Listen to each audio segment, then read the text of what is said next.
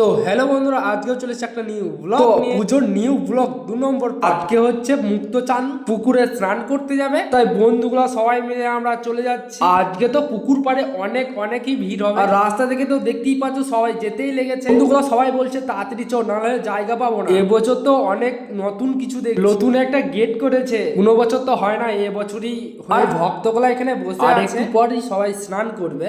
এইগুলা দেখছো, এগুলো সবই আমার দাদা বলছিল খুবই ভিডিও বানাচ্ছি। দাদাকে বললাম হ্যাঁ ভিডিও বানাচ্ছি, তোকেও একটু নিয়ে নি, তুই বাবার ভক্ত বলে কথা। তো আমরা পুকুর পাড়ে চলে আসি, তো আমরা জায়গা ঠিক মতো করে একটা নিয়ে নিলাম আর বসে। আর দেখতেই পাচ্ছ পুকুর পাড়ে কত লোক, এখনো তো লোক আসেনি।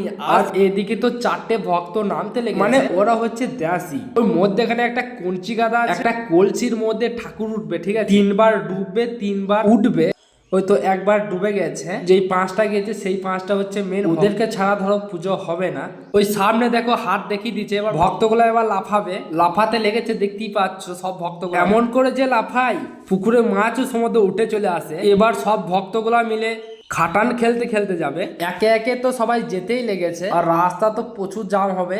ভক্তগুলো সবাই উঠুক, তারপরে লাস্টে যাবো। আর দেখতেই পাচ্ছ রাস্তায় কত জাম, লোক তো সবাই ছুটবে, কারণ হচ্ছে যে মন্দিরে পুজো হবে, তারপর ধরো পাঁটা বলি হবে। মন্দিরের ভেতরে তো জায়গায় হয় না এত লোক, এখান থেকেই দেখো কত লোক, তাহলে মন্দিরের ভেতরে জায়গা হবে। এবার তো মন্দিরের ভেতরে চলে এসেছি, মন্দিরের ভেতরে কত লোক আর পাঁঠা বলি চলছে। তো ভিডিও আমি এখানেই শেষ করে দিচ্ছি। ভিডিও যদি ভালো লাগে অবশ্যই লাইক এবং সাবস্ক্রাইব করে দিও।